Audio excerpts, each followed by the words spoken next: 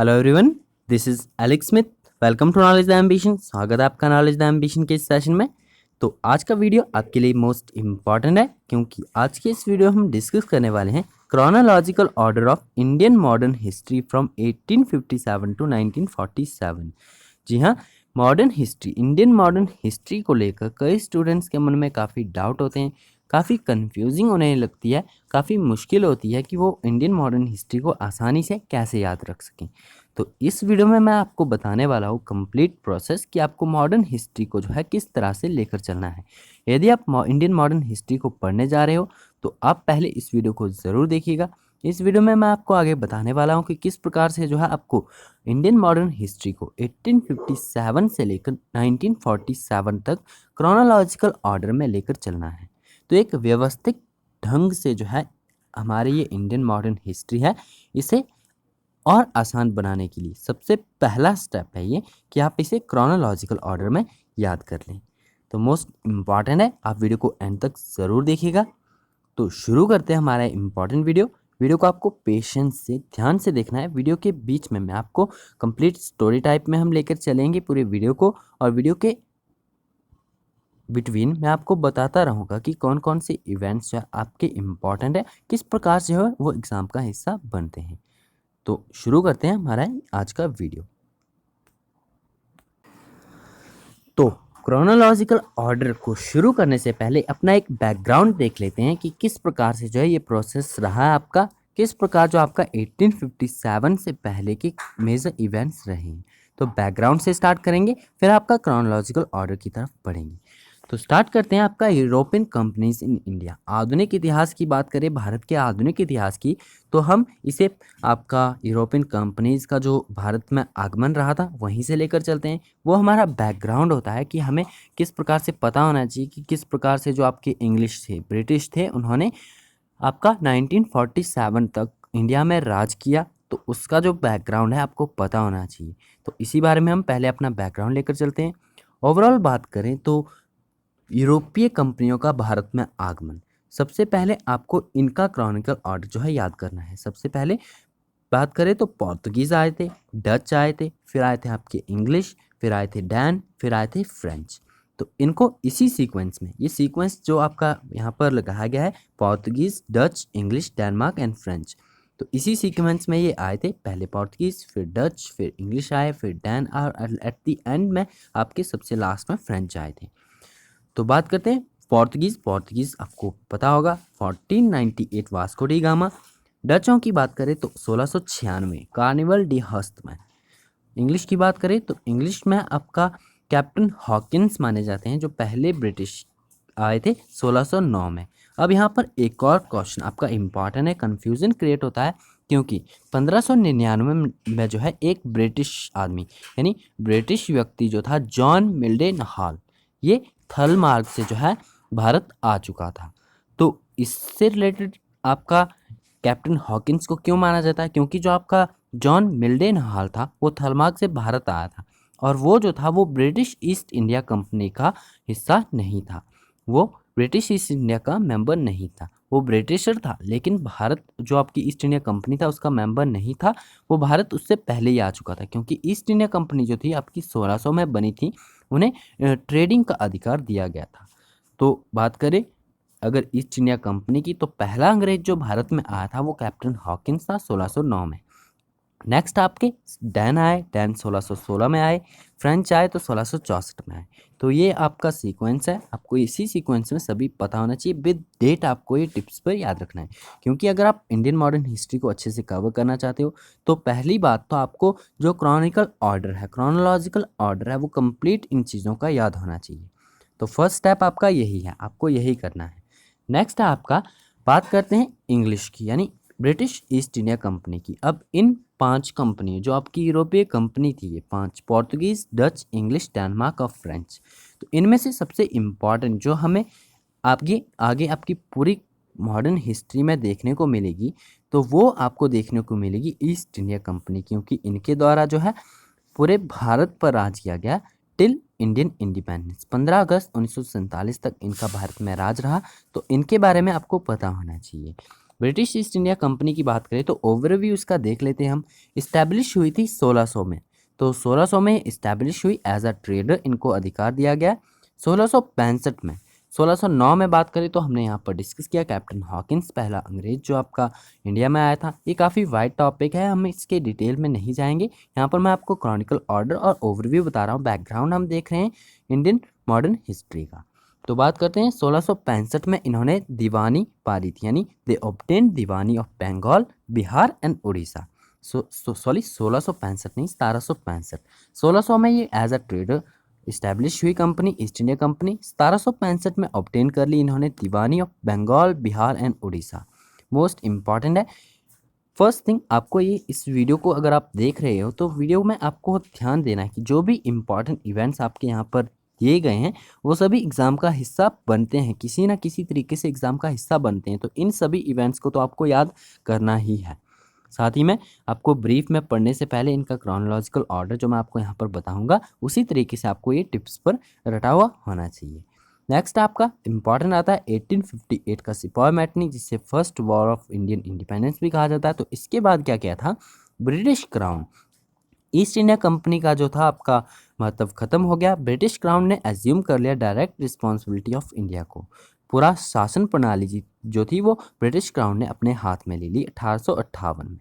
बात करते हैं नेक्स्ट 1858 में जो आपकी ये ब्रिटिश क्राउन ने रिस्पॉन्सिबिलिटी एज्यूम की इंडिया की, तो ये चली थी आपकी 15 अगस्त 1947 तक, आपको ये याद रखना है।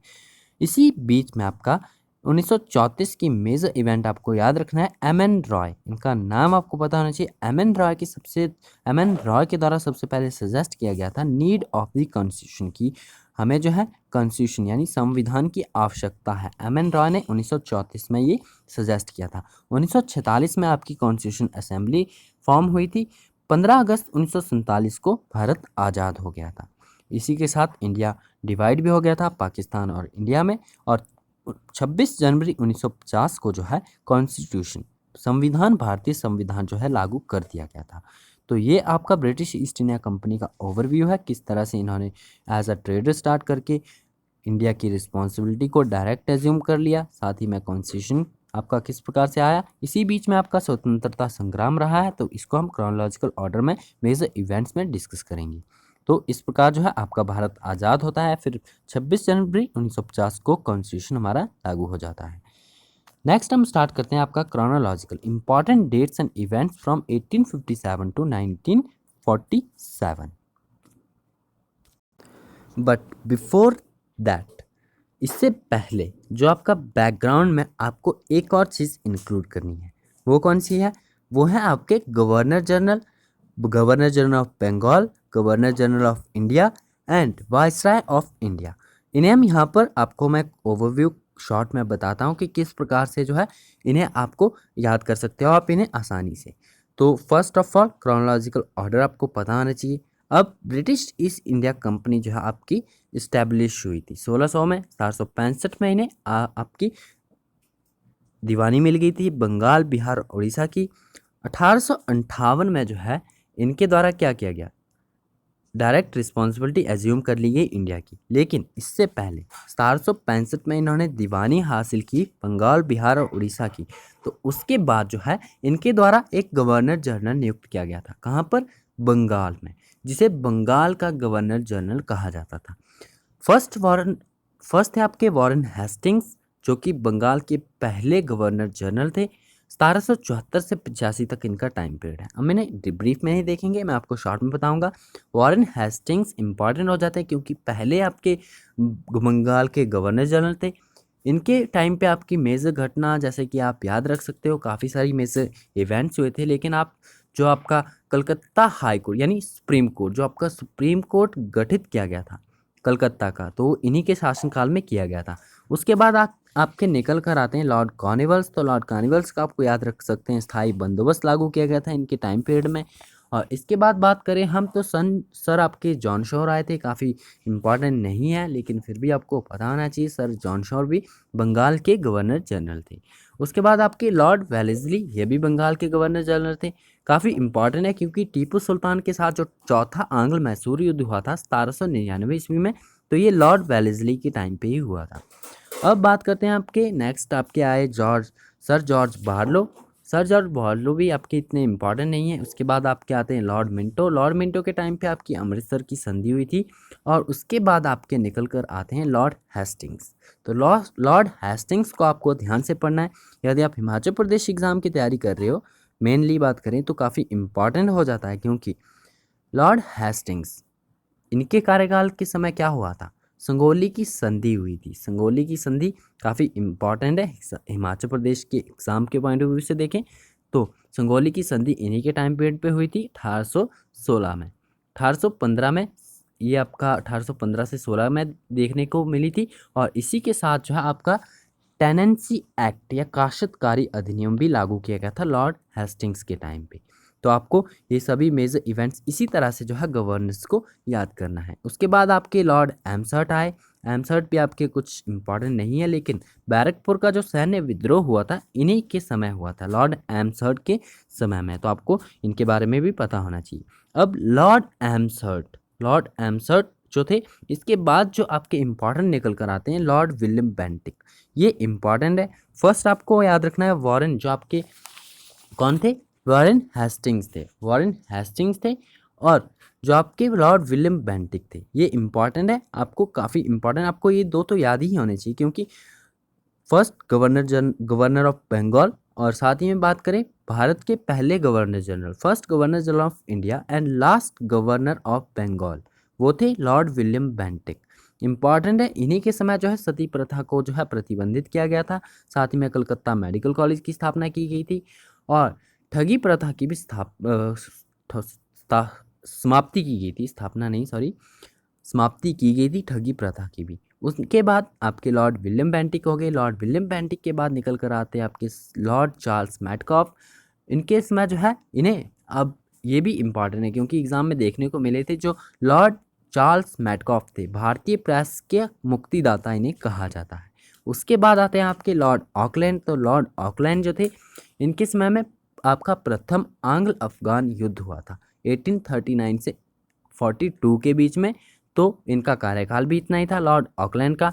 उनके बाद निकल कर आया आपके कौन, लॉर्ड एलिनब्रो। तो लॉर्ड एलिनब्रो के समय में आपकी मेजर जो इवेंट हुआ था वो हुआ था दास प्रथा का अंत। तो दास प्रथा का अंत हुआ था, तो आपको याद रखना है। नेक्स्ट आपके लॉर्ड हार्डिंग आए थे, जो कि प्रथम थे, लॉर्ड हार्डिंग प्रथम। तो इनके टाइम पे आपका नरबली प्रथा को प्रतिबंधित किया गया था। फर्स्ट ऑफ ऑल, जैसा कि मैं आपको सीक्वेंस बता रहा हूँ, तो उसी सीक्वेंस में आपको सीक्वेंसली अगर याद करना है, फर्स्ट ऑफ ऑल इन्हें ब्रीफ में पढ़ने से पहले क्रोनोलॉजिकल ऑर्डर में याद करना है, तो आपको इनके समय की एक मेजर घटना, एक या दो मेजर घटनाओं को टिप्स पर जो है याद कर लेना है। सबसे पहले मॉडर्न हिस्ट्री को स्टार्ट करने से पहले ब्रीफ में अगर आप स्टार्ट कर ले हो, तो अगर आप इन्हें क्रोनोलॉजिकल ऑर्डर में अपने टिप्स पर कर लेते हो, इन्हें रट लेते हो, आसानी से याद कर लेते हो, तो आपको कोई भी मुश्किल नहीं होगी आगे इन्हें ब्रीफ में पढ़ने को। तो इनके टाइम की एक मेजर घटना, साथ ही में इनका कार्यकाल, तो आपको ये आसानी से याद कर लेना है। आपको ज़्यादा से ज़्यादा समय कितना लगेगा, ज़्यादा से ज़्यादा समय आपको 4 to 5 डेज या 1 वीक लग सकता है। आप इससे पहले कि आप मॉडर्न हिस्ट्री को ब्रीफ में स्टार्ट करें, आप इनके क्रोनोलॉजिकल ऑर्डर को अच्छे से पढ़िए। भले ही आपका 1 वीक का टाइम लग जाता है, लेकिन यदि आप 1 वीक का टाइम इसके क्रोनोलॉजिकल ऑर्डर को दे देते हो, तो आगे आपका काम काफ़ी आसान हो जाएगा। तो हम पहुंचे थे लॉर्ड हार्डिंग प्रथम पर। इनके टाइम पे आपकी नरबली प्रथा को प्रतिबंधित किया गया था। मेजर इंपॉर्टेंट घटना थी इनके टाइम की। नेक्स्ट आपके इंपॉर्टेंट निकल कर आते हैं लॉर्ड डलहौजी। तो लॉर्ड डलहौजी भी काफ़ी इम्पॉर्टेंट है, क्योंकि काफ़ी सारी घटनाएं हुई हैं। तो लॉर्ड डलहौजी के टाइम की तो आपको कोई मेजर इवेंट गिनने की ज़रूरत ही नहीं है, क्योंकि काफ़ी सारे इवेंट्स हुए हैं मेजर। तो जैसा कि यहाँ पर पहला हुआ था आपका वुड्स डिस्पैच इनके समय में आया था। रेलवे परिवहन का आरंभ हुआ था। पोस्ट ऑफिस एक्ट पारित हुआ था। डाक टिकट का प्रचलन हुआ था। और साथ ही में शिमला को ब्रिटिश भारत की ग्रीष्मकालीन राजधानी जो है लॉर्ड डलहौजी ने बनाया था। इम्पॉर्टेंट है। तो आपको लॉर्ड डलहौजी के बारे में अगर आप जब ब्रीफ में पढ़ोगे, तो लॉर्ड डलहौजी पर जो है मेन फोकस करना है। जो भी आपको यहाँ पर मैं जो आपके गवर्नर जनरल बता रहा हूँ, आपको मेजर फोकस करना है इन पर। तो लॉर्ड डलहौजी का जो टाइम रहा था 1848 से लेकर 1856 तक रहा था। इन्हीं के बाद जो है लॉर्ड डलहौजी के टाइम पीरियड के बाद आपका निकल कर आया था क्या, 1857 का विद्रोह। तो 1857 का विद्रोह हम स्टार्ट करेंगे। इससे पहले कि 1857 का विद्रोह हुआ था, उसके पहले लॉर्ड डलहौजी आपके गवर्नर जनरल ऑफ इंडिया थे।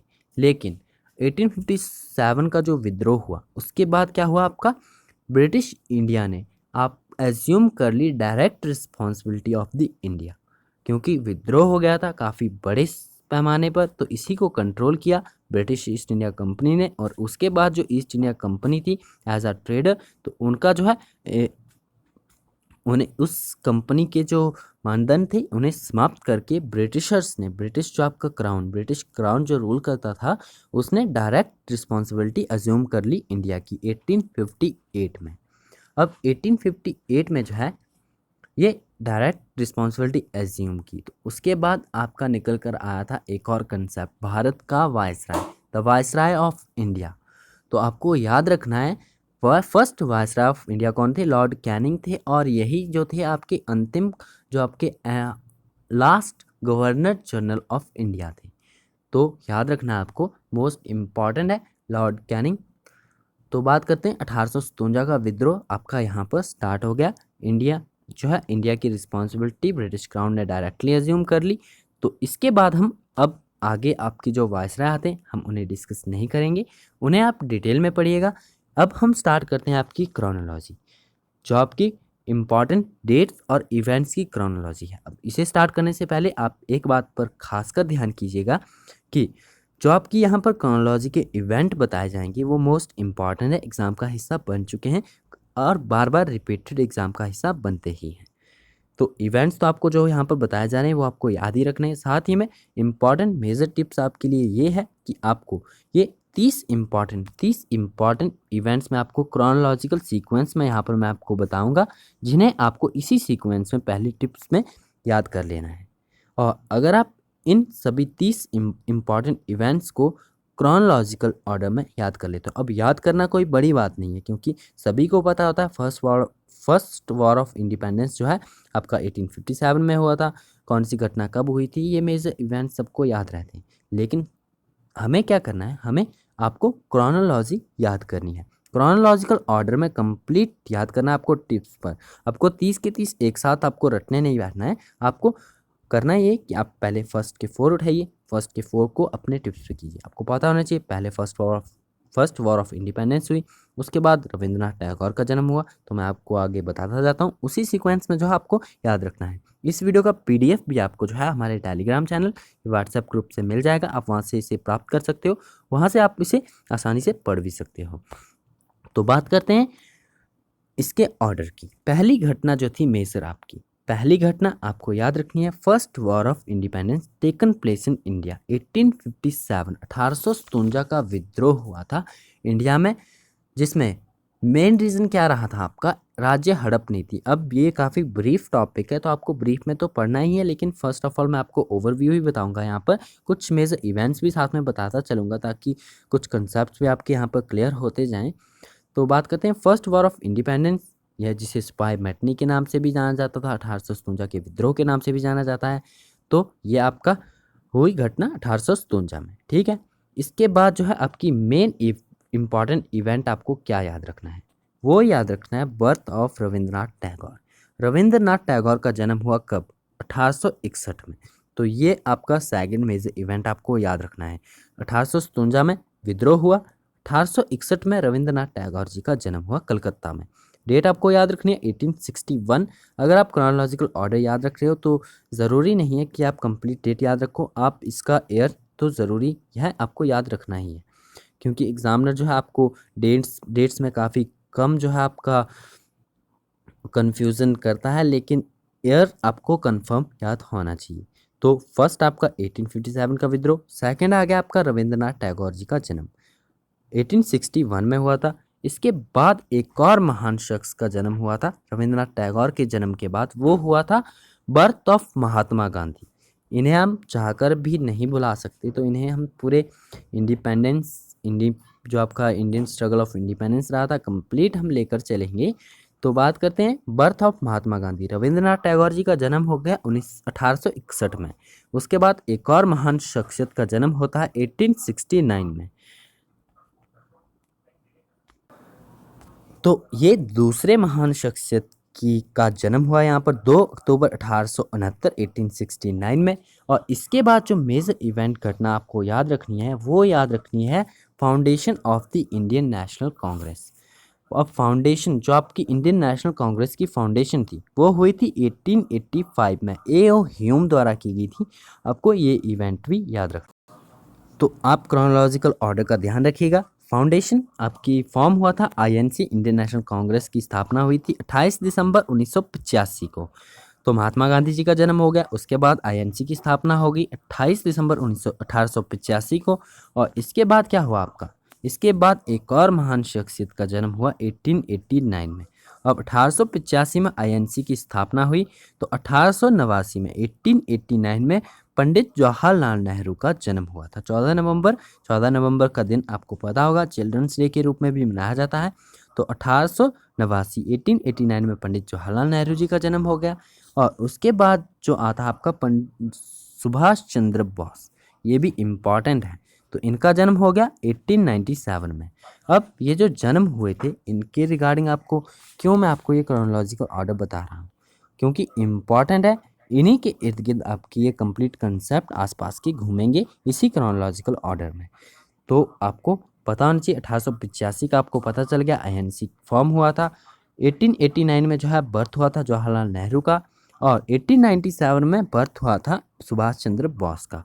तो 1897 तक पहुंच चुके हैं। अब इसके बाद की बात करें तो आपको 1897 के बाद आपका देखने को क्या मिला था 1904। अब हम 18वीं शताब्दी में घूम कर आते हैं, यानी 1900 में घूम कर आते हैं कि 1904 में 1903 में मेनली माना जाता है कि तिब्बत एक्सपीडिशन हुआ था। यानी जो ब्रिटिशर्स थे, ब्रिटिश ईस्ट इंडिया कंपनी के द्वारा जो है तिब्बत पर आक्रमण किया गया था 1903 में, जो कि लास्टेड अंटिल सितंबर 1904। तो सितंबर 1904 तक चला था ये Tibet expedition, young husband delegation इसे कहा जाता है।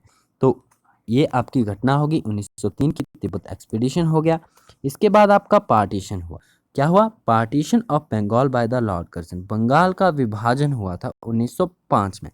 तो इसके बाद कुछ इवेंट्स है जो कि आपके कंटिन्यूस इंपॉर्टेंट मेजर इवेंट्स देखने को मिले हैं। तो आपको इसे याद करने में कोई भी परेशानी नहीं होगी, क्योंकि तिब्बत पर आक्रमण किया आपका 1903 में, बंगाल का पार्टीशन हुआ था 1905 में जो कि लॉर्ड कर्जन के द्वारा किया गया था।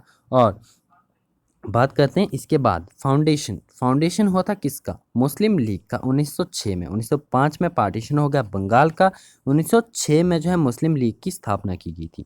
अब foundation of the Muslim League laid down by the Salimullah at Dhaka, Dhaka में इसकी जो है फाउंडेशन रखा गया था सलीमुल्लाह द्वारा। तो आपको याद रखना है 1906 में जो है मुस्लिम लीग की स्थापना की गई थी।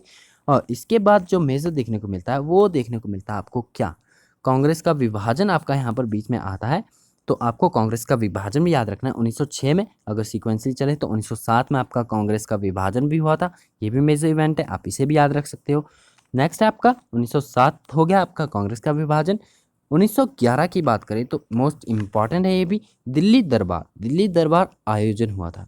और इसमें राजधानी परिवर्तन भी हुआ था, यानी दिल्ली जो है कैपिटल बनाई गई थी इंडिया की। 1911 में मेजर इवेंट देखने को मिला था, जो आपकी ब्रिटेन के सम्राट जॉर्ज पंचम का दिल्ली आगमन हुआ था, जिसके स्वागत में भव्य दिल्ली दरबार का आयोजन किया गया था। और इसमें जो है 1 अप्रैल 1912 को, अब 1911 में दिल्ली दरबार का आयोजन हुआ था और 1 अप्रैल 1912 में जो है दिल्ली को कलकत्ता की जगह भारत की नई राजधानी बनाया गया था। नेक्स्ट आपका 1918 की बात, 1914 की बात करें, 1911 से हम ऊपर उठ के आते हैं 1914 में। तो 1914 में वर्ल्ड वॉर स्टार्ट हो चुका था, वर्ल्ड वॉर फर्स्ट आपका स्टार्ट हो चुका था, जो कि 1918 तक चला था। नेक्स्ट आपका देखने को मिलता है लखनऊ पैक्ट। 1914 में आपको पता चल गया कि फर्स्ट वर्ल्ड वॉर स्टार्ट हो गया था। और 1914 की बात करें तो 1914 नहीं सॉरी 1916 की बात करें तो लखनऊ पैक्ट देखने को मिला था, लखनऊ समझौता 1916 में देखने को मिला था between Congress and Muslim league. तो मुस्लिम लीग और कांग्रेस के बीच में जो है ये लखनऊ समझौता आपको देखने को मिला था। 1916 में आपका लखनऊ समझौता हुआ था कांग्रेस और मुस्लिम लीग के बीच में। और 1916 से ऊपर जाते हैं हम तो वर्ल्ड वॉर एंड हुआ था 1918 में। अब ये वर्ल्ड वॉर 1914 से स्टार्ट होकर 1918 तक चला था। वर्ल्ड वॉर स्टार्टिंग और एंड के बीच में मुख्य इवेंट आपका देखने को क्या मिला था, लखनऊ पैक्ट साइन हुआ था आपका कांग्रेस और मुस्लिम लीग के बीच में। 1918 को वर्ल्ड बैंक जो है आपका समाप्त हो गया, वर्ल्ड बैंक नहीं sorry world war. World war जो है आपका वर्ल्ड वॉर फर्स्ट जो था वो समाप्त हो गया था 1918 में।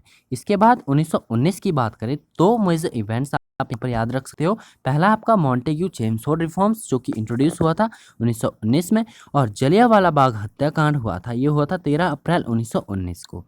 तो 1919 के मेजर दो इवेंट्स आपको याद रखने हैं। और बात करते हैं 1919 से 24 के बीच में। तो 1919 के और 24 के बीच में खिलाफत मूवमेंट जो है लॉन्च किया गया था 1919 में। 1924 तक ही चला था आपका Khilafat movement, also known as the Indian Muslim movement. और इसके बाद की मेजर इवेंट आपको देखने को मिलता है boycott of the Simon Commission. Simon Commission का बहिष्कार किया गया था 1927 में। The Indian National Congress as at its December 1927 meeting in Madras resolve. जब आप ब्रीफ में पढ़ोगे तो ये सभी डिटेल्स आपको वहाँ पर देखने को मिलेगी। यहाँ पर आपको याद रखना है बाइकआउट ऑफ साइमन कमीशन 1927 में हुआ था। और बात करते हैं आपकी 1928 की, तो इम्पॉर्टेंट है हिमाचल प्रदेश के पॉइंट ऑफ व्यू से, क्योंकि हिमाचल प्रदेश में जो लाला लाजपत राय संबंधित है। जब आप ब्रीफ में पढ़ोगे तो आपको यहाँ पर पता चलेगा 17 नवंबर 1928 को लाला लाजपत राय की मृत्यु हुई थी। तो इनकी मृत्यु से रिलेटेड भी आपको क्वेश्चन देखने को मिलते हैं इंडियन हिस्ट्री में, तो आपको याद रखना है 1928 में लाला लाजपत राय की डेथ हुई थी। 1928 में ये हो गया आपका। 1929 में मेजर इवेंट हुआ था आपका क्या, रेजोल्यूशन ऑफ पूर्ण स्वराज।